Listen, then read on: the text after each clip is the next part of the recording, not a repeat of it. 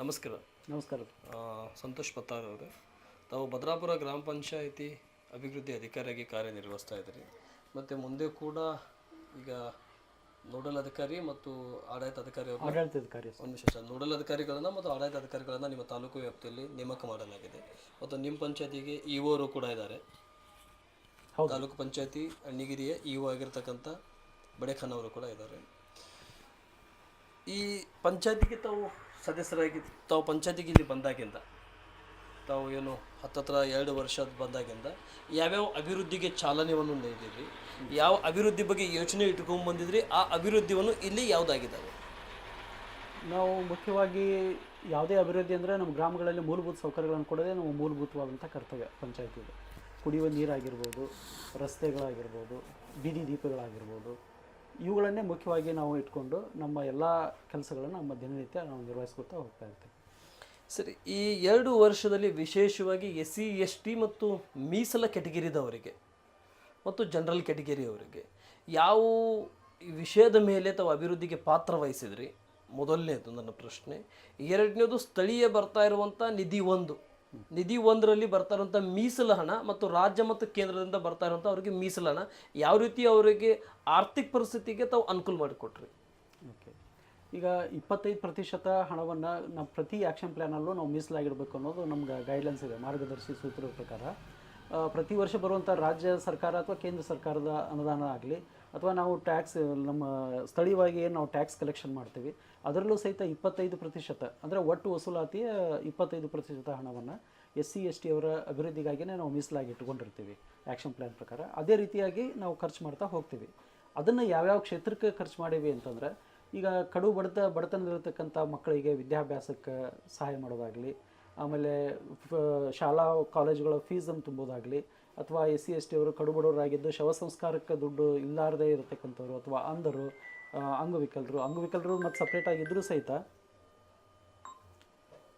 ಇನ್ನೂ ಈ ರೀತಿಯಾದಂಥ ಆರ್ಥಿಕ ದುಸ್ಥಿತಿಯಲ್ಲಿರ್ತಕ್ಕಂಥವ್ರು ಅಂಥವ್ರಿಗೆಲ್ಲ ಈ 25% ಹಣವನ್ನು ಪ್ರತಿ ವರ್ಷವೂ ನಾವು ಏನು ಮಾರ್ಗದರ್ಶಿ ಸೂತ್ರಗಳದವ ಅದನ್ನು ಪಾಲಿಸ್ಕೊಂಡು ಖರ್ಚು ಮಾಡ್ತಾ ಇದ್ದೀವಿ. ಸರಿ, ಈ 2 ವರ್ಷದಲ್ಲಿ ವಿಶೇಷವಾಗಿ ನಿಮಗೆ ಬಂದಿರತಕ್ಕಂಥ ಮೇಜರ್ ಡಿಮ್ಯಾಂಡ್ ಯಾವುದು ಅಭಿವೃದ್ಧಿ ಸರ್? ಚಾಲೆಂಜಿಂಗ್ ಆಗಿ ಬಂದಿರೋದು ನಿಮ್ಮ ಗ್ರಾಮಕ್ಕೆ? ಮುಖ್ಯವಾಗಿ ನಮ್ಮ ಗ್ರಾಮಕ್ಕೆ ಕುಡಿಯುವ ನೀರಿನ ಸಮಸ್ಯೆಗಳು ಅಂದರೆ ಇಲ್ಲೆಲ್ಲ ಪೂರ್ತಿಯಾಗಿ ಅದರಲ್ಲೂ ಈ ಸ್ಪೆಷಲಿ ಭದ್ರಾಪುರ ಗ್ರಾಮಕ್ಕೆ ಸಂಬಂಧಪಟ್ಟಾಗಿ ಹೇಳೋದಾದರೆ, ಕೆರೆ ಮೂಲದಿಂದಲೇ ಇತ್ತಂದರೆ ಒಂದು ಸಲ ನಾವು ಕೆರೆಯನ್ನು ತುಂಬಿಸ್ಬಿಟ್ವಿ ಅಂತಂದ್ರೆ ವರ್ಷ ಪೂರ್ತಿ ಆ ನೀರನ್ನೇ ಬಳಸ್ತಾ ಹೋಗ್ತಾ ಇರ್ತೀವಿ. ಆದರೆ ಇಲ್ಲಿ ಹಾಗಿಲ್ಲ, ಬರೀ ಬೋರ್ವೆಲ್ ಮೇಲೆ ನಾವು ಆಧಾರಿತವಾಗಿರೋದ್ರಿಂದ ಅವಾಗವಾಗ ಮಷಿನ್ಗಳು ಕೆಡ್ತಾ ಇರ್ತವೆ. ಓಕೆ, ಮುಖ್ಯವಾಗಿ ನಮ್ಮ ಚಾಲೆಂಜಿಂಗ್ ಅಂದರೆ ಬೇಸಿಗೆ ಬರ್ತಾ ಇರೋದ್ರಿಂದ ಇನ್ನು ಸ್ವಲ್ಪ ದಿನಗಳಲ್ಲಿ ಈ ಕುಡಿ ನೀರನ್ನು ಸಪ್ಲೈ ಮಾಡ್ತಕ್ಕಂಥದ್ದು ನಮ್ಗೆ ಭಾಳಷ್ಟು ಇಲ್ಲಿ ಒಂದು ಚಾಲೆಂಜಿಂಗ್ ಆಗಿರುತ್ತೆ. ಯಾಕಂದರೆ ಮುಖ್ಯವಾಗಿ ಇಲ್ಲಿ ಬರ್ತಕ್ಕಂಥ ಸಮಸ್ಯೆ ಅಂತಂದರೆ, ಕೆರೆಗಳಿದ್ವು ಅಂದರೆ ಅದೇ ಮೂಲದಿಂದ ಅವುಗಳನ್ನು ನಾವು ಏನು ಮಾಡ್ತೀವಿ, ಇದನ್ನು ಕೊಟ್ಬಿಡ್ತೀವಿ ರೀ, ನೀರನ್ನು ಸಪ್ಲೈ ಮಾಡ್ತೀವಿ ಕೆರೆ ಮೂಲದಿಂದ. ಈ ಬೋರ್ವೆಲ್ಗಳು ಆಗಾಗ ರಿಪೇರಿಗೆ ಬರ್ತಾನೆ ಇರ್ತವೆ. ಆಮೇಲೆ ದೂರದ ಬೋರ್ವೆಲ್ಗಳನ್ನು ಆ ಪಾಯಿಂಟ್ನಿಂದ ಇಲ್ಲಿವರೆಗೂ ಸಪ್ಲೈ ಮಾಡಬೇಕಾದಾಗ ಅವಾಗವಾಗ ಲೀಕೇಜಸ್ಸು ಮತ್ತು ಕೆಡೋದು, ಒಡೆಯೋದು, ಗಾಡಿ ಓಡಾಡೋದು ಎಲ್ಲ ಸಮಸ್ಯೆಗಳು ನಮ್ಮ ಪ್ರತಿನಿತ್ಯ ಇದ್ದೇ ಇರುತ್ತೆ. ಹೀಗಾಗಿ ಅದೇ ಒಂದು ದೊಡ್ಡ ಚಾಲೆಂಜಿಂಗ್ ಆದಂಥ ನಮಗೆ ಕೆಲಸ ಆಗಿರುತ್ತೆ. ಸರಿ, ಕುಡಿಯುವ ನೀರಿನ ಬಗ್ಗೆ ತಾವು ಹೇಳಿದ್ರಿ. ಇದು ಬಯಲುಸೀಮೆ ವಾತಾವರಣ. ಇಲ್ಲಿ ಒಂದು ಕಡೆಯಿಂದ ಕೆನಾಲ್ ನೀರು ಬರುತ್ತೆ, ಒಂದು ಕಡೆಯಿಂದ ಹೊಂಡದ ನೀರು ಬರುತ್ತೆ, ಒಂದು ಕಡೆಯಿಂದ ಸ್ಟಾಕ್ ನೀರು ಕೂಡ ಆಗಿರುತ್ತದೆ. ಅದರ ಬಗ್ಗೆ ಏನು ಜಾಗೃತಿ ತೊಗೊಂಡ್ರಿ? ಹೊಲಸಾಟಗಳನ್ನು ಆಗದಂತೆ ಮತ್ತು ಶುದ್ಧ ಕುಡಿಯುವ ನೀರಿನ ಘಟಕದ ವ್ಯವಸ್ಥೆಗಳನ್ನು ಮಾಡೋದರಲ್ಲಿ ನಿಮ್ಮ ಪಂಚಾಯತಿ ಎಷ್ಟು ಪಾತ್ರ ವಹಿಸಿದೆ? ಶುದ್ಧ ಕುಡಿಯುವ ನೀರಿನ ಘಟಕಗಳು ಈ ಮೊದಲು ಬೇರೆ ಒಬ್ಬರಿಗೆ ನಾವು ಕಾಂಟ್ಯಾಕ್ಟನ್ನು ಕೊಟ್ಟಿದ್ವಿ. ಅವುಗಳನ್ನು ಈಗೀಗ ಗ್ರಾಮ ಪಂಚಾಯತಿ ಅಂಡರ್ ನಾವು ತೊಗೊಂಡು ಅವುಗಳನ್ನು ನಿರ್ವಹಣೆ ಮಾಡ್ತಾ ಬಂದ್ವಿ. ಅವುಗಳ ಮೆಮರಿ ಹೋದರೂ ಸಹಿತ ಅವ್ರು ಹಾಕ್ತಾ ಇರಲಿಲ್ಲ, ಅದು ಒಳ್ಳೆಯ ಕ್ವಾಲಿಟಿ ನೀರನ್ನು ಅವ್ರು ಕೊಡ್ತಾ ಇರಲಿಲ್ಲ ಅನ್ನೋದನ್ನು ನಾವು ಅವಾಗವಾಗ ಆ ನೀರಿನ ಕ್ವಾಲಿಟಿಯನ್ನು ಅಳತೆ ಮಾಡೋದಕ್ಕಾಗಿ FTK ಟೆಸ್ಟ್ ಅಂತೇಳಿ ಟೆಸ್ಟ್ ಕೂಡ ಮಾಡ್ತಾ ಇರ್ತೀವಿ. ಟೆಸ್ಟ್ ತೊಗೊಂಡು ಅದು ರಿಪೋರ್ಟ್ ತೊಗೊಂಡು ಅದು ಕುಡಿಯೋದಕ್ಕೆ ಮತ್ತು ಬಳಸೋದಕ್ಕೆ ಯೋಗ್ಯವಾಗಿದೆಯಾ ಅಂತ ನಿರ್ಣಯಿಸಿಕೊಂಡು ಅಂತ ಇಲ್ಲದೆ ಹೋದಾಗ ಮತ್ತು ಅದರ ಮೆಮರಿಯನ್ನು ಚೇಂಜ್ ಮಾಡ್ತೀವಿ. ಅದರ ಏನು ಟೆಕ್ನಾಲಜಿ ಇದೆ ಅಂತ ಟೆಕ್ನಾಲಜಿಸ್ಟನ್ನು ಕರೆಸಿ ಅದನ್ನು ಚೇಂಜ್ ಮಾಡಿಸಿ ಆ ಸಿಸ್ಟಮನ್ನು ಸರಿಪಡಿಸ್ತಾ ಇದ್ದೀವಿ. ಜೊತೆಗೆ ಇನ್ನೊಂದು ಗ್ರಾಮದಲ್ಲಿ ಕೇವಲ 2 RO ಯೂನಿಟ್ಗಳು ಇದ್ವು ಈ ಮೊದಲು. ಈಗ ಮತ್ತೊಂದು ನಾವು ಆ್ಯಕ್ಷನ್ ಪ್ಲ್ಯಾನಲ್ಲಿ ಇಟ್ಕೊಂಡು 15 ಹಣಕಾಸಿನ ಕ್ರಿಯಾ ಯೋಜನೆಯಲ್ಲಿ ಇಟ್ಕೊಂಡು ಮತ್ತೊಂದು RO ಯೂನಿಟನ್ನು ನಾವು ಪ್ರಾರಂಭ ಮಾಡಿದ್ದೀವಿ ಇದೇ ಗ್ರಾಮದಲ್ಲಿ. ಆಮೇಲೆ ನೀವು ಹೇಳಿದಾಗೆ ಕೆನಾಲ್ ಅಂತಂದ್ರಿ, ಕೆನಾಲದಿಂದ ನಮ್ಮಲ್ಲಿ ನೀರು ಸಪ್ಲೈ ಆಗೋದೇ ಇಲ್ಲ ಭದ್ರಾಪುರ ಗ್ರಾಮಕ್ಕೆ ಮುಖ್ಯವಾಗಿ. ಯಾಕಂದರೆ ಎಲ್ಲೂ ಇದರ ಹತ್ತಿರಕ್ಕೆ ಕೆನಾಲ್ಗಳು ಬರೋದಿಲ್ಲ. ಇಲ್ಲಿ ಏನಿದ್ರು ಬೋರ್ವೆಲ್ ಮೇಲೆ ನಾವು ನೀರಿನ ಒಂದು ಬಳಕೆಗೆ ಅಥವಾ ಕುಡಿಯೋದಕ್ಕೆ ನಾವು ಡಿಪೆಂಡ್ ಆಗಿದ್ದೀವಿ. ಹಾಗಾಗಿ ಇಲ್ಲಿ ಕಿನಾರಿ ವ್ಯವಸ್ಥೆ ಇಲ್ಲ. ಇಲ್ಲ. ಒಂದೇ ಒಂದಂದರೆ ನಮ್ಮ ಗ್ರಾಮ ಪಂಚಾಯಿತಿ ಅಂಡರ್ 3 ಗ್ರಾಮಗಳು ಬರ್ತವೆ, ಬಸಾಪುರ, ಮಜ್ಜಿಗುಡ್ಡ ಮತ್ತು ಭದ್ರಾಪುರ ಅಂತ. ಅದರಲ್ಲಿ ಬಸಾಪುರದಲ್ಲಿ ಮಾತ್ರ ಬರ್ತವೆ. ಏನೋ ಕೆನಾಲ್ ಅಲ್ಲೇ ಸ್ವಲ್ಪ ಏನೋ ಹತ್ತಿರಕ್ಕೆ ಬರುತ್ತೆ, ಮತ್ತು ಕೆರೆಯನ್ನು ಅಲ್ಲಿ ಇದೇ ಕೆರೆ ನೀರನ್ನು ಅಲ್ಲಿ ಜನ ಬಳಸ್ತಾ ಇದ್ದಾರೆ. ಸರಿ, ಈ ಕೆರೆ ನೀರು, ಹೊಂಡದ ನೀರು ಈ ಕಡೆ ಬಯಲುಸೀಮೆ ಕಡೆ ಭಾಳ ಹೆಚ್ಚಿಗೆ ಸರ್. ಅದು ಗೊತ್ತಿರ್ಬೇಕು ನಿಮಗೂ ಕೂಡ, ಯಾಕಂದ್ರೆ ತಾವೇ 2 ವರ್ಷದಿಂದ ಸರ್ವಿಸ್ ಮಾಡೋದ್ರಿಂದ ನಿಮಗೂ ಗೊತ್ತು. ಆದರೆ ಅದ್ರ ಬಗ್ಗೆ ಜಾಗೃತಿ ಏನಿದೆ ಸರ್? ಅದ್ರ ಬಗ್ಗೆ ಸೆಕ್ಯೂರಿಟಿ ಏನಿದೆ? ಯಾಕೆಂದರೆ ಒಂದೇ ಕಡೆ ಸ್ಟಾಕ್ ಆಗಿರ್ತೈತಿ ನೀರು, ಹೌದಾ ಸರ್? ಅದಕ್ಕೆ ಬರುವಂಥ ರೋಗಗಳನ್ನು, ಕೀಟನಾಶಕಗಳನ್ನು ರಾತ್ರಿ ಹಗಲತ್ನಲ್ಲಿ ಎಲ್ಲ ಜನರು ಎಚ್ಚರಿರ್ತಾರೋ ಅದ್ರ ಬಗ್ಗೆ ಜಾಗೃತಿ ಇರ್ತೈತಿ. ರಾತ್ರಿ ಹೊತ್ತಿನಲ್ಲಿ ಆರೋಗ್ಯ ಇದ್ದರೆ ಜಗತ್ತು ದೊಡ್ಡದು, ಆರೋಗ್ಯ ಇಲ್ಲ ಅಂದರೆ ಏನೂ ಇಲ್ಲ, ಹೌದಾ ಸರ್? ಅಂಥ ವಿಷಯದ ಬಗ್ಗೆ ತಾವೇನು ಅಧಿಕಾರ, ಒಂದು ನಿಮಿಷ ಸರ್, ತಾವೇನು ಜಾಗೃತಿ ಮಾಡಿಕೊಂಡ್ರಿ? ಕೆರೆ ನೀರನ್ನು ನಾವು ನೇರವಾಗಿ ಕುಡಿಯೋದಕ್ಕೆ ಬಿಡೋದನ್ನಿಲ್ಲ. ಅದಕ್ಕಾಗಿ ಒಂದು ಅಲ್ಲಿ ಶುದ್ಧ ಕುಡಿಯುವ ನೀರಿನ ಘಟಕವನ್ನು ಮಾಡ್ಕೊಂಡಿರ್ತೀವಿ. ಅದು ಫಿಲ್ಟರ್ ಆಗಿ ನೀರು ಮುಂದೆ ಫಸ್ಟ್ಗೆ ಒಂದು ಕಡೆ ಕೆರೆ ನೀರು ಲಿಫ್ಟ್ ಆಗಿ ಇದಕ್ಕೆ ಬೀಳ್ತದೆ ರೀ, ಅದಕ್ಕೆ ಫಿಲ್ಟ್ರೇಷನ್ಗೆ. ಅಲ್ಲಿ ಫಿಲ್ಟರ್ ಆಗಿ ಆ ನೀರನ್ನು ಓವರ್ ಹೆಡ್ ಟ್ಯಾಂಕಿಗೆ ಅಪ್ಲೋಡ್ ಮಾಡುತ್ತೆ. ಆ ಓವರ್ ಹೆಡ್ ಟ್ಯಾಂಕ್ನಿಂದ ಊರಿಗೆಲ್ಲ ಸಪ್ಲೈ ಮಾಡುತ್ತೆ. ಈ ರೀತಿಯ ಒಂದು ವ್ಯವಸ್ಥೆ ನಾವು ಕಲ್ಪಿಸ್ಕೊಂಡಿದ್ದೀವಿ. ಅದ್ರ ಜೊತೆಗೆ ಅವಾಗವಾಗ ನಾವು FTK ಟೆಸ್ಟ್ ಅಂತಂದ್ರೆ ವಾಟರ್ ಟೆಸ್ಟ್ ಮಾಡ್ತಾನೆ ಇರ್ತೀವಿ. ಅದ್ರ ಕ್ವಾಲಿಟಿ ಏನಾಗಿದೆ, ಯಾವ್ಯಾವ ಕಾಲಕ್ಕೆ ಏನೇನಾಗಿದೆ ಅಂತ ಆ ಎಲ್ಲ ರಿಪೋರ್ಟ್ಸ್ ಇಟ್ಕೊಂಡು, ಅದ್ರ ಜೊತೆಗೆ ಮಿಲತಿನ್ ಪೌಡರ್ ಮತ್ತಿನ್ಯಾವುದೋ ಪಟಕ ಹಾಕುವಂಥದ್ದು, ಇವನ್ನೆಲ್ಲ ಕ್ರಮಗಳನ್ನು ಆಗಾಗ ನಾವು ಕೈಕೊಂಡು ಆ ನೀರಿನ ಶುದ್ಧತೆಯನ್ನು ಕಾಯ್ಕೊಳ್ಳೋದ್ರಲ್ಲಿ ನಾವು ಯಾವಾಗಲೂ ಎಚ್ಚರ ವಹಿಸ್ತಾ ಇರ್ತೀವಿ. ಜನರ ಬಗ್ಗೆ ಎಷ್ಟು ಎಚ್ಚರ ತೊಗೊತೀರಿ, ಅಷ್ಟು ಜಾನುವಾರ ಬಗ್ಗೆ ಎಷ್ಟು ಜಾಗೃತಿ ತೊಗೊಂಡ್ರಿ? ಅವರು ಕುಡಿಯುವ ನೀರಿನ ಬಗ್ಗೆ, ಅವರಿಗೆ ಬೇಕಾಗಿರ್ತಕ್ಕಂಥ ಸೌಲಭ್ಯದ ಬಗ್ಗೆ, ಒಂದು ಶೆಡ್ ಬಗ್ಗೆನೇ ಆಗಿರಲಿ, ಒಂದು ಗಾದ್ನಿ ಬಗ್ಗೆ ಆಗಿರಲಿ, ಇಲ್ಲಿ ಗೋಟ ಅಂತೇಳಿ ಮಾಡ್ತಾರೆ, ಅವ್ರ ಬಗ್ಗೆ ಏನು? ನರೇಗಾ ಯೋಜನೆಯೊಳಗೆ ಈ ದನಗಳ ಕುರಿತಾಗಿ ದನಗಳ ಕೊಟ್ಟಿಗೆಯನ್ನು ಕಟ್ಕೊಳ್ಳೋದಕ್ಕಾಗಿ ನಾವು ಪ್ರೋತ್ಸಾಹ ಧನವನ್ನು ಕೊಡ್ತೀವಿ ರೀ. ಅದಕ್ಕಾಗಿ ನಾವು ಅವ್ರಿಗೆ ಸುಮಾರು 49 ಅಥವಾ 48 ಸಾವಿರನ ಅವ್ರಿಗೆ ಅದಕ್ಕಾಗಿ ಮೀಸಲಿಟ್ಟಿರ್ತೀವಿ. ಕೊಟ್ಟು ಪ್ರತಿ ಒಂದೊಂದು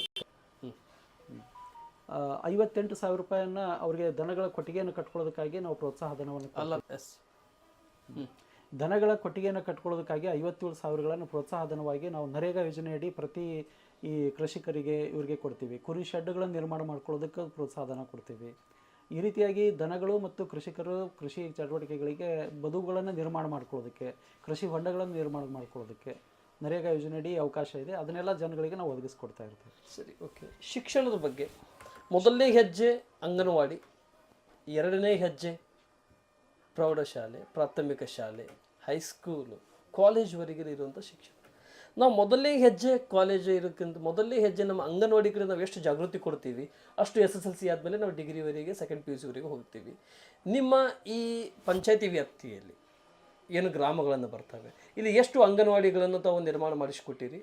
ನಿಮ್ಮ ಪಂಚಾಯತಿಯಿಂದ ತಾವು ಅಂಗನವಾಡಿಯನ್ನು ಕೂಡ ತಾವು ನಿರ್ಮಾಣ ಮಾಡಿಸಿಕೊಟ್ಟಿರಿ. ಆ ಅಂಗನವಾಡಿಗೆ ಆಶಾ ಕಾರ್ಯಕರ್ತರನ್ನ ಜಾಗೃತಿಗಳನ್ನಾಗಿರಲಿ, ಅಲ್ಲಿಯೇ ಟೀಚರ್ ಜಾಗೃತಿಗಳನ್ನಾಗಿರಲಿ, ಪಂಚಾಯತ್ ಅಧಿಕಾರಿಗಳಾಗಿ ತಾವು ಎಷ್ಟು ದಿವಸಕ್ಕೊಮ್ಮೆ ಆ ಅಂಗನವಾಡಿನ ಭೇಟಿ ಮಾಡ್ತೀರಿ? ನಮ್ಮ ಕೆಲಸ ಊರಷ್ಟು ನೋಡೋದಲ್ಲ, ನಮ್ಮ ಕೆಲಸ ಆ ಚೇರ್ ಮೇಲೆ ಕುಂದ್ರೋದಲ್ಲ, ನಮ್ಮ ಕೆಲಸ ದಿನನಿತ್ಯವಾಗಿ ಇಲ್ಲಿ ನಡೀತಾರಂಥ ಚಟುವಟಿಕೆ ಬಗ್ಗೆ ಗಮನ ಹರಿಸುವಂಥ ಕೆಲಸ ನಿಮ್ದಾಗಿರ್ತೈತಿ. ಈಗ ಅಂಗನವಾಡಿಗೆ ಸಂಬಂಧಪಟ್ಟ ಹಾಗೆ ನೀವು ಕೇಳಿದ್ರಿ, ಅಂಗನವಾಡಿಗೆ ಬರತಕ್ಕಂಥ ಪೌಷ್ಟಿಕಾಂಶಗಳು ಏನೇನು, ಪೌಷ್ಟಿಕ ಆಹಾರಗಳು ಏನೇನು ಬರ್ತವೆ? ಅಲ್ಲ ಸರ್, ನಾನು ಕೇಳಿದ್ದು ಅಂಗನವಾಡಿ ಎಷ್ಟಿದ್ದಾವೆ, ಎಷ್ಟು ನಿರ್ಮಾಣ ಮಾಡಿಸಿಕೊಟ್ಟಿರಿ ಅಂತ ನಾನು ಕೇಳಿದ್ದೆ ನಿಮಗೆ. ಓಕೆ, ಅಂಗನವಾಡಿಗಳು ನಮ್ಮಲ್ಲಿ 3 ಅಂಗನವಾಡಿಗಳಿದಾವೆ. ಅದು ಕೊರತೆಯನ್ನು ನೀಗಿಸೋದಕ್ಕಾಗಿ ಮತ್ತು ಬೇರೆ ಬೇರೆ ಕಟ್ಟಡಗಳು ಬೇಕಾದವು. ಆಮೇಲೆ ಸಣ್ಣ ಮಕ್ಕಳಾಗಿರೋದ್ರಿಂದ ಒಂದು ಏರಿಯಾದಿಂದ ಇನ್ನೊಂದು ಏರಿಯಾಕ್ಕೆ ಹೋಗೋದಕ್ಕೆ ದೂರ ಆಯಿತು, ಮತ್ತು ಮಕ್ಕಳ ಸಂಖ್ಯೆನೂ ಹೆಚ್ಚಿಗೆ ಆಗ್ತಾ ಹೋಗೋದ್ರಿಂದ ಮತ್ತೊಂದು ಅಂಗನವಾಡಿಯನ್ನು ಭದ್ರಾಪುರ ಗ್ರಾಮದಲ್ಲಿ ಕಟ್ಟಿಸಿಕೊಟ್ವಿ. ಅದೇ ರೀತಿ ಬಸಾಪುರದಲ್ಲೂ ಮತ್ತು ಮಜ್ಜಿಗುಡ್ಡ ಗ್ರಾಮಗಳಲ್ಲೂ ಸಹಿತ 2 ಇವುಗಳನ್ನು ಅಂಗನವಾಡಿಗಳನ್ನು ನಾವು ಕಟ್ಟಿದ್ವಿ. ಸರಿ, ಎಷ್ಟು ಅಂಗನವಾಡಿ, ಎಷ್ಟು ಕಟ್ಟಡಗಳ ನಿರ್ಮಾಣ ಆಗಿದ್ದಾವೆ ನಿಮ್ಮ ಅವಧಿಯಲ್ಲಿ ಈ 2 ವರ್ಷದಲ್ಲಿ? ಈಗ 2 ವರ್ಷದ ಅವಧಿಯೊಳಗೆ ಬಸಾಪುರ ಗ್ರಾಮದಲ್ಲಿ ಒಂದು ನಾವು ಅಂಗನವಾಡಿ ಕಟ್ಟಡವನ್ನು ಕಟ್ಟಿದ್ದೀವಿ. ಇನ್ನೂ ಒಂದು ಹೆಚ್ಚುವರಿಯಾಗಿ ಮಜ್ಜಿಗುಡ ಗ್ರಾಮದಲ್ಲಿ ಬೇಕಾಗಿದ್ದಂಥ ಮತ್ತೊಂದು 2ನೇ ಅಂಗನವಾಡಿ ಕೇಂದ್ರಕ್ಕೆ ಜಾಗವನ್ನು ನಾವು ಗುರುತಿಸಿ ಕೊಡೋದಕ್ಕಾಗಿ ಈಗ ನಾವು ತಮ್ಮ ಆಡಳಿತದಲ್ಲಿ 2 ವರ್ಷದ ಸರ್ವಿಸ್ನಲ್ಲಿ ಅಂಗನವಾಡಿ ಮತ್ತು ಪ್ರೌಢಶಾಲೆ, ಕಿರಿಯ ಪ್ರಾಥಮಿಕ ಶಾಲೆ ಎಷ್ಟು ನಿರ್ಮಾಣ ಆಗಿದ್ದಾವೆ ಸರ್? ಎಷ್ಟು ದಿವಸಕ್ಕೊಮ್ಮೆ ತಾವು ಕ್ಷೇತ್ರಕ್ಕೆ, ಅಂದರೆ ತಾವು ಪಂಚಾಯತಿಗಳಿಗೆ ಪಂಚಾಯತಿಯಿಂದ ಆ ಶಾಲೆಗಳಿಗೆ ಭೇಟಿ ಮಾಡ್ತೀರಿ? ಅಲ್ಲಿ ಆಹಾರ ಬಗ್ಗೆ, ಅಲ್ಲಿ ಪ್ರತಿಯೊಂದರ ಬಗ್ಗೆ ಯಾವ ರೀತಿ ಜಾಗೃತಿ ತೊಗೊತೀರಿ? ಬಸಾಪುರ ಗ್ರಾಮದೊಳಗೆ 3 ಇದಾವೆ ರೀ. ಭದ್ರಾಪುರದಲ್ಲೂ 3 ಅಂಗನವಾಡಿ ಕೇಂದ್ರಗಳಿದಾವೆ. ಮಜ್ಜಿಗೂಡದಲ್ಲಿ 1 ಇದೆ.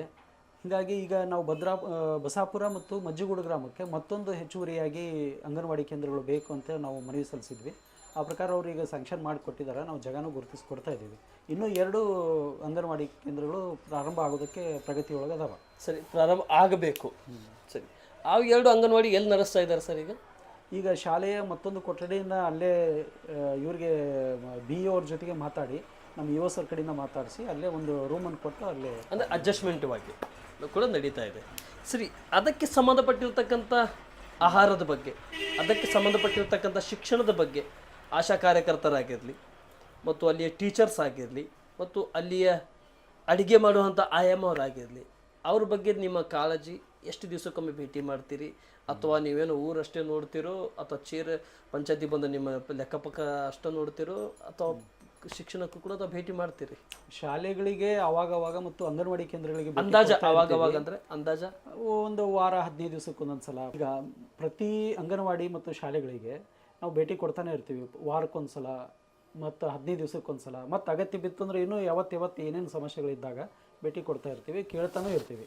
ಜೊತೆಗೆ ಶಿಶುಪಾಲನಾ ಕೇಂದ್ರ ಅಂಥೇಳಿ ನಾವು ನಮ್ಮ ಗ್ರಾಮ ಪಂಚಾಯತಿ ವತಿಯಿಂದನೇ ಒಂದು ಕೇಂದ್ರವನ್ನು ತೆರೆದಿದ್ದೀವಿ. ಈ ಶಿಶುಪಾಲನಾ ಕೇಂದ್ರದ ವಿಶೇಷತೆ ಏನಂತಂದರೆ ನಮ್ಮ RDPR ಇಲಾಖೆಯವರು, ನಮ್ಮ ಗ್ರಾಮೀಣಾಭಿವೃದ್ಧಿ ಇಲಾಖೆಯಿಂದನೇ ಈ 6 ತಿಂಗಳಿಂದ 3 ವರ್ಷದ ಮಕ್ಕಳಿಗೆ, ಅದು ಕೃಷಿ ಕೂಲಿಕಾರರಾದಂಥ ಏನು ನಮ್ಮ ನರೇಗಾ ಕೂಲಿಕಾರರ ಮಕ್ಕಳು ಇರ್ತಾರಲ್ಲ, ಆ ಕೂಲಿಕಾರರು ಕೆಲಸಕ್ಕೆ ಹೋದಾಗ ಆ ಮಕ್ಕಳನ್ನು ನೋಡ್ಕೊಳ್ಳೋದಕ್ಕಾಗಿ ಅಂತಲೇ ಒಂದು ಸೆಂಟರ್ ತೆರೆದಿದ್ದೇವೆ. ಅದಕ್ಕಾಗಿ ಇದು ಶಿಕ್ಷಣಕ್ಕಾಗಿ ನಮ್ಮ ಇಲಾಖೆ ಒತ್ತು ಕೊಟ್ಟು ನಮಗೆ ಗೈಡ್ಲೈನ್ಸ್ ಕೊಟ್ಟು ಕೂಸಿನ ಮನೆ ಅಂತ, ಆ ಕೂಸಿನ ಮನೆಯನ್ನು ಸಹಿತ ಶಾಲೆ ಅಂಗಳದಲ್ಲಿ ತೆರೆದು ಅವರಿಗೆ ಆ ಮಧ್ಯಾಹ್ನದವರೆಗೂ ಅವ್ರು ಕೆಲಸ ಮಾಡಿ ಬರೋವರೆಗೂ ಆ ಮಕ್ಕಳನ್ನು ನೋಡ್ಕೋಬೇಕು. ಜೊತೆಗೆ ಅವರಿಗೆ ಪೌಷ್ಟಿಕವಾದಂಥ ಆಹಾರವನ್ನು ಕೊಡಬೇಕು. ಅಂದರೆ ಅವ್ರ ಶಿಕ್ಷಣಕ್ಕೆ ಪ್ರೋತ್ಸಾಹ ಕೊಡಬೇಕು ಅನ್ನೋದಕ್ಕಾಗಿ ನಾವು ಆ ರೀತಿಯಾದಂಥ ಒಂದು ಕ್ರಮವನ್ನು ಕೈಗೊಳ್ತಾ ಇದ್ದೀವಿ. ಸರಿ, ಆರೋಗ್ಯದ ಬಗ್ಗೆ, ಉಪಹಾರ ಬಗ್ಗೆ ತಾವು ಎಷ್ಟು ಜಾಗೃತಿ ನೋಡ್ತಾ ಇದ್ದೀರಿ, ಅಷ್ಟೇ ಸಾರ್ವಜನಿಕ ಶೌಚಾಲಯ ಬಗ್ಗೆ. ಯಾಕೆ ಬಯಲ್ಸೀಮೆ ಅಂದ ತಕ್ಷಣ ಬಯಲಿಗೆ ಹೋಗ್ತಾರಪ್ಪ ಇವರು ಅನ್ನುವಂಥದ್ದು ಒಂದು ಕೆಟ್ಟ ಪದಾನು ಕೂಡ ಇದೆ. ತಾವೊಂದು ಸಿಟಿ ಲೆವೆಲ್ದಲ್ಲಿ ಇದ್ದಂಥವರು, ತಾವು ಕೂಡ ಒಂದು ಹಳ್ಳಿ ಲೆವೆಲ್ದಲ್ಲಿ ಇದ್ದಂಥವ್ರು, ಪ್ರತಿಯೊಂದು ಲೈಫ್ನು ಕೂಡ ನೋಡಿರಿ. ಈ ಒಂದು 11 ವರ್ಷದ ನಿಮ್ಮ ಜರ್ನಿಯಲ್ಲಿ ನೋಡಿದಂಥ ಸಂದರ್ಭದಲ್ಲಿ ಇದರ ಬಗ್ಗೆ ತಾವೇನು ಜಾಗೃತಿ ಇಟ್ಕೊಂಡ್ರಿ ಸರ್? ಈಗ ಸ್ವಚ್ಛ ಭಾರತ್ ಅಭಿಯಾನ ಅನ್ನುವಂಥ ಒಂದು ಯೋಜನೆ ಅಡಿ ಪ್ರತಿಯೊಂದು ಮನೆಗೂ ಸಹಿತ ಶೌಚಾಲಯ ಕಟ್ಕೊಳ್ಳೋದಕ್ಕೆ ಸರ್ಕಾರ ಅವಕಾಶ ಮಾಡಿಕೊಟ್ಟಿತ್ತು. ಆ ಪ್ರಕಾರ ನಾವು ಪ್ರತಿ ಸಲ ಯಾರ್ಯಾರಲ್ಲಿ ಎಲ್ಲಿ ಒಂದು ಸರ್ವೆ ಪ್ರಕಾರ ಏನು ನಾವು ಸಿಟಿಜನ್ ಪೋರ್ಟಲಲ್ಲಿ ಅವ್ರ ಕಡೆಯಿಂದ ಅರ್ಜಿನೂ ತೆಗೆದುಕೊಂಡಿದ್ವಿ. ಯಾರಿಗೆ ಶೌಚಾಲಯ ಅಗತ್ಯ ಇದೆಯೋ ಅದಕ್ಕಾಗಿ ಸರ್ಕಾರ ಮಾಡುವಂಥ ಏನು ಪ್ರೋತ್ಸಾಹಧನ ಇತ್ತು ಅದನ್ನು ಕೊಟ್ಟು ಎಲ್ಲ ಮನೆಗಳಿಗೂ ಶೌಚಾಲಯ ಇರೋ ಹಾಗೆ ನಾವು ನೋಡ್ಕೊಂಡಿದ್ವಿ. ನಮ್ಮ ಗ್ರಾಮ ಪಂಚಾಯತಿ ವ್ಯಾಪ್ತಿಯಲ್ಲಿ ಬರ್ತಕ್ಕಂಥ 3 ಗ್ರಾಮಗಳಲ್ಲೂ ಸಹಿತ ಈಗಲೂ ಸಹಿತ ನಾವು ಅದನ್ನೇ ಭಾಳ ಸರ್ತಿ ಅವ್ರಿಗೆ ಹೇಳಿ ಪ್ರತಿ ಮನೆಗೂ ಪ್ರೋತ್ಸಾಹಿಸ್ತಾ ಇರ್ತೀವಿ. ಬಯಲು ಬಹಿರ್ದೇಶವನ್ನು ನಾವು ಮುಕ್ತಗೊಳಿಸಬೇಕು, ಬಂದ್ ಮಾಡಬೇಕು ಅನ್ನೋದಕ್ಕಾಗಿ. ಆದರೂ ಸಹಿತ ಶೌಚಾಲಯ ಕಟ್ಟಿನೂ ಸಹಿತ ಜನರು ಅದನ್ನು ಬಳಸಲಾರದೆ ಹೋಗ್ತಾ ಇರ್ತಾರೆ.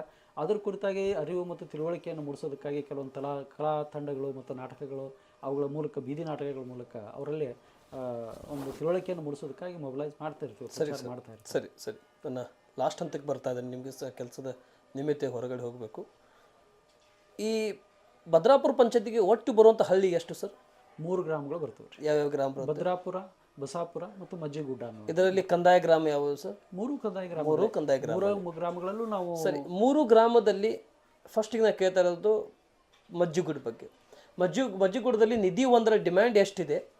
ಮಜ್ಜಿಗೂಡದಲ್ಲಿ ನಿಧಿ 1ರ ರಿಕವರಿ ಎಷ್ಟಾಗ್ತಾ ಇದೆ? ಆ ಹಣವನ್ನು ಮಜ್ಜಿಗುಡ್ಡಕ್ಕೆ ಯಾವ ರೀತಿ ಉಪಯೋಗ ಮಾಡ್ತಾ ಇದ್ದೀರಿ? ಮಜ್ಜಿಗುಡ್ಡಕ್ಕೆ ಟೋಟಲಿ ಭದ್ರಾಪುರಕ್ಕೆ ಬರುವಂಥ 3 ಗ್ರಾಮ, ಒಂದು ಮಜ್ಜಿಗುಡ್ಡ, ಒಂದು ಬಸಾಪುರ, ಭದ್ರಾಪುರ ಕಂದಾಯ ಗ್ರಾಮ. ಟೋಟಲಿ ಒಟ್ಟಾರೆ ನಿಮ್ಮದು ನಿಧಿ 1ರ ಇರುವಂಥ ಡಿಮ್ಯಾಂಡ್ಗಳನ್ನು, ಆ ಡಿಮ್ಯಾಂಡಲ್ಲಿ ಪ್ರತಿ ವರ್ಷ ಎಷ್ಟು ರಿಕವರಿ ಆಗುತ್ತೆ, ಆ ರಿಕವರಿಯಲ್ಲಿ ಎಷ್ಟು ಹಣವನ್ನು ತಾವು ಮೀಸಲವಾಗಿ ಖರ್ಚು ಮಾಡ್ತೀರಿ, ಎಷ್ಟು ಹಣವನ್ನು ತಾವು ಜನರಲ್ ಆಗಿ ಖರ್ಚು ಮಾಡ್ತೀರಿ ಸರ್? 17 ಲಕ್ಷ ನಮ್ಮ ಪ್ರತಿ ವರ್ಷ 17,85,000 ನಮ್ಮದು ಒಟ್ಟು ಡಿಮಾಂಡ್ ಇತ್ತು. ಅದು ಪ್ರತಿ ವರ್ಷ ಒಂದು 7 ಲಕ್ಷ, 6 ಲಕ್ಷ, 8 ಲಕ್ಷ ಹಿಂಗೆಲ್ಲ ವಸೂಲಾತಿ ಆಗ್ತಾ ಇದೆ. ವರ್ಷಕ್ಕೆ ಎಷ್ಟು ಸರ್? 17 ಲಕ್ಷ. 17 ಲಕ್ಷ ಡಿಮಾಂಡ್ ಇದೆ. ಅದು 17 ಲಕ್ಷ ಡಿಮ್ಯಾಂಡ್. 17 ಲಕ್ಷದಲ್ಲಿ ರಿಕವರ್ ಎಷ್ಟಾಗ್ತಾ ಇದೆ? ಅದರಲ್ಲಿ ರಿಕೌಂಡ್ 7-8 ಲಕ್ಷ ಹಿಂಗೆಲ್ಲ ಹಾಕಿತ್ತು ಮೊದಲು. ಆದ್ರೆ ಕಳೆದ ವರ್ಷ ದಾಖಲೆ ಒಂದು ಪ್ರಮಾಣದಲ್ಲಿ 100% 17 ಲಕ್ಷನೂ ಪೂರ್ತಿಯಾಗಿ ವಸೂಲಿ ಮಾಡಿದ್ರು ನಮ್ಮ ಬೇಯೂರು ಯಾರು ಬಿಲ್ ಕಲೆಕ್ಟರ್. ಅದಕ್ಕಾಗಿ ನಾವು ನಮ್ಮ ತಾಲೂಕಿನಲ್ಲಿ ಬಹುಶಃ ಮಾಡಿದಂಥ 2 ಪಂಚಾಯತ್ಗಳಲ್ಲಿ ನಾವು ಸಹಿತ ಒಬ್ಬರಿದ್ದೇವೆ ಕಳೆದ ವರ್ಷದಿಂದ. ಈ ವರ್ಷನೂ ಕೂಡ ಆ ಪ್ರಯತ್ನದಲ್ಲಿ ಇದ್ದೇವೆ. ಅದು ಪೂರ್ತಿಯಾಗಿ ನಾವು 100ಕ್ಕೆ 100ರಷ್ಟು ಮಾಡ್ತೀವಿ ಅಂತ ನಾವು ಅಂದ್ಕೊಂಡಿದ್ದೀವಿ ಒಂದು. ಇನ್ನು 25% ಹಣದ ಬಗ್ಗೆ ನೀವು ಕೇಳ್ತಾ ಇದ್ರಿ, ಅದನ್ನು ಸಹಿತ ಕಾಲಕ್ಕೆ ಏನು ನಮ್ಮ ಸರ್ಕಾರದಿಂದ ಗೈಡ್ಲೈನ್ಸ್ ಇರುತ್ತೆ, ಅದಕ್ಕೆ ಸಂಬಂಧಪಟ್ಟಂಥ ಗೈಡ್ಲೈನ್ಸ್ ಪ್ರಕಾರನ ಅದನ್ನು ಸಂಪೂರ್ಣವಾಗಿ 25% ಹಣವನ್ನು ಸಹಿತ ನಾವು ಖರ್ಚು ಮಾಡ್ತಾ ಹೋಗ್ತಾ ಇದ್ದೇವೆ ಅದಕ್ಕೆ. ಸರಿ, ಓಕೆ. ಈ 3 ಗ್ರಾಮದಲ್ಲಿ ಎಷ್ಟು ಪೆಂಡಿಂಗ್ ಉಳಿದಿದೆ ಸರ್ ಈಗ ತೆರಿಗೆ ಸರ? ಈಗ ಇನ್ನೂ 24 ಲಕ್ಷ ಈ ಹಿಂದಿನಿಂದ ಒಟ್ಟ ಪಂಚಾಯಿತಿ ಹುಟ್ಟಿನಾಗಿಂದ ಇಲ್ಲಿ ಮಠ 17 ಲಕ್ಷದಲ್ಲಿ ಒಟ್ಟು ನಾವು ಈಗಾಗಲೇ 10 ಲಕ್ಷ ಚಿಲ್ಲರನ ನಾವು ವಸೂಲಿ ಮಾಡ್ಕೊಂಡಿದ್ದೀವಿ. ಇನ್ನು ಉಳಿದಂಥ ಮಾರ್ಚ್ ಒಳಗಡೆ ಇನ್ನೊಂದು 7 ಲಕ್ಷವನ್ನು ವಸೂಲಿ ಮಾಡೋದಕ್ಕೆ ನಾವು ಯೋಜನೆಯನ್ನು ಹಾಕೊಂಡಿದ್ದೀವಿ. 7 ರಿಂದ 8 ಲಕ್ಷ ಬ್ಯಾಲೆನ್ಸ್ ಇದೆ. ಯಾವ್ಯಾವ ಗ್ರಾಮದಲ್ಲಿ ಬ್ಯಾಲೆನ್ಸ್ ಇದೆ ಸರ್? ಹೆಚ್ಚಿಗೆ ಯಾವ ಗ್ರಾಮದಲ್ಲಿ ಉಳಿದಿದೆ? ಹೆಚ್ಚು ಬಸಾಪುರ ಗ್ರಾಮದಲ್ಲಿನ ನಮ್ಗೆ ವಸೂಲಾತಿ ಕಡಿಮೆ ಆಗತ್ತೆ. ಯಾಕೆ ಸರ್? ಯಾಕೆ? ಅಲ್ಲಿ ಜನಗಳ ಆರ್ಥಿಕ ಸ್ಥಿತಿ ಸ್ವಲ್ಪ ಕೆಟ್ಟದ್ದಿರ್ಬೋದು ಒಂದು. ಇನ್ನೊಂದು ಮುಖ್ಯ ಕಾರಣ ಅಂದ್ರೆ ಅದೊಂದು ಶಿಫ್ಟೆಡ್ ವಿಲೇಜ್ ರೀ. ಅದು ಒಂದ್ಸಲ ಹಿಂದೆ ಫ್ಲಡ್ ಬಂದು ಪ್ರವಾಹಕ್ಕೆ ಪೀಡಿತವಾಗಿ ಸರ್ಕಾರ ಪ್ರವಾಹ ಪೀಡಿತ ಕ್ಷೇತ್ರ, ಅದು ಒಂದು ಮೂಲಭೂತವಾದಂಥ ಕಾರಣನೂ ಹೌದು. ಅಲ್ಲಿ ಜನರ ಉದ್ಯೋಗ ಆರ್ಥಿಕ ಸ್ಥಿತಿಗಳು ಅಷ್ಟೊಂದು ಸರಿಯಾದ ರೀತಿಯಲ್ಲಿ ಇಲ್ಲದೆ ಇರೋದು ಕಾರಣ ಇರ್ಬೋದು. ಸರಿ, ನಿಮ್ಮ ಜಾಗೃತಿ ಯಾವ ರೀತಿ ನಡೀತಾ ಇದೆ ಜಾಥಾ? ಈಗ ಕರ ವಸೂಲಿ ನಿಧಿ ಒಂದ್ರ ಬಗ್ಗೆ ಇದಕ್ಕಾಗಿ ಪ್ರತಿ ಮನೆಗೂ ಸಹಿತ ನಾವು ಅಭಿವೃದ್ಧಿ ಕೆಲಸಗಳನ್ನು ನಿರ್ವಹಿಸೋದಕ್ಕೆ ನಮಗೆ ಹಣದ ಅಗತ್ಯ ಬೇಕಾಗುತ್ತೆ. ಪ್ರತಿ ಬಾರಿನೂ ನಾವು ಸರ್ಕಾರದ ಹತ್ರನ ಅನುದಾನ ಕೇಳೋದಕ್ಕೆ ಅಭಿವೃದ್ಧಿ ಕೆಲಸಕ್ಕೆ ಆಗೋದಿಲ್ಲ. ಆದ್ದರಿಂದ ಪ್ರತಿ ಮನೆಗೂ ಏನು ಒಂದು ಸರ್ಕಾರ ಹೊಸದಾಗಿ ಮತ್ತೊಂದು ಇದನ್ನು ಏನು ತೆರಿಗೆ ವಸೂಲಾತಿ ಮಾಡೋದಕ್ಕಾಗಿ ಪರಿಷ್ಕರಣೆ ಮಾಡಿ ನಮ್ಗೆ ಇದನ್ನು ಕೊಡ್ತು. ಸರಿ, ಓಕೆ. ನನ್ನ ಲಾಸ್ಟ್ ಪ್ರಶ್ನೆ, ಹಾಂ, ನಿಮ್ಮ ಪಂಚಾಯತಿಗೆ ಅಧಿಕಾರಿಯವರು ನೇಮಕ ಆಗಿದ್ದಾರೆ ಮತ್ತು ನಿಮ್ಮ ಚುನಾವಣಾ ಪ್ರತಿನಿಧಿಯವರು ಆಲ್ಮೋಸ್ಟ್ ಡಿಸರ್ವ್ ಆಗಿದ್ದಾರೆ. ಆದರೆ ಮುಂದೆ ಯಾವುದೋ ಒಂದು ಕಾರ್ಯಕ್ರಮದಲ್ಲಿ ಅವರು ಬೀಳ್ಕೊಡುವಂಥ ಸಮಾರಂಭ ಕೂಡ ನಡೀತಾ ಇದೆ.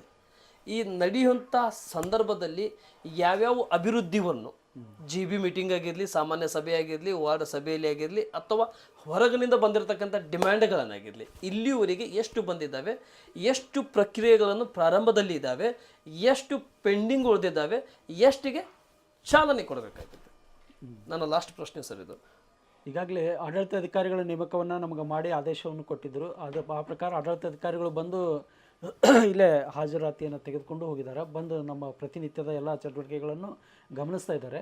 ನಾವೀಗ ಇನ್ನು ಹಿಂದೆ ನಮ್ಮ ಬಾಡಿ ಇದ್ದಾಗ ಏನು ಗ್ರಾಮ ಸಭೆ ಮತ್ತು ವಾರ್ಡ್ ಸಭೆ ಇವುಗಳನ್ನು ಮಾಡಿಕೊಂಡು ಜನರ ಬೇಡಿಕೆಗಳನ್ನು ಏನು ತೊಗೊಂಡಿದ್ವಿ, ಆ್ಯಕ್ಷನ್ ಪ್ಲ್ಯಾನ್ ಏನು ಮಾಡ್ಕೊಂಡಿದ್ವಿ, ಕ್ರಿಯಾ ಯೋಜನೆಯನ್ನು, ಅದ್ರ ಪ್ರಕಾರ ಈ ಆಡಳಿತಾಧಿಕಾರಿಯನ್ನು ಮುಂದಿಟ್ಕೊಂಡು ಅವರನ್ನು ಸಹಾಯ ಮತ್ತು ಅವರ ಮಾರ್ಗದರ್ಶನವನ್ನು ತೆಗೆದುಕೊಂಡು ಇನ್ನು ಮುಂದೆ ಚುನಾವಣೆ ಆಗೋವರೆಗೂ ಇರುವಂಥ ಎಲ್ಲ ಕೆಲಸಗಳನ್ನು ನಿರ್ವಹಿಸಿಕೊಂಡು ಸರಿಯಾದ ರೀತಿಯಾದಂಥ ಒಂದು ಆಡಳಿತವನ್ನು ಜನರಿಗೆ ಕೊಡೋದಕ್ಕೆ ನಾವು ಪ್ರಯತ್ನ ಪಡ್ತೀವಿ. Thank you sir. ಕೊನೆಯದಾಗಿ, ಚುನಾವಣಾ ಆಡಳಿತ ಇಲ್ಲ, ಈಗ ಅಧಿಕಾರಿಯರು ನೀವು ಕೂಡ ಇದ್ದೀರಿ.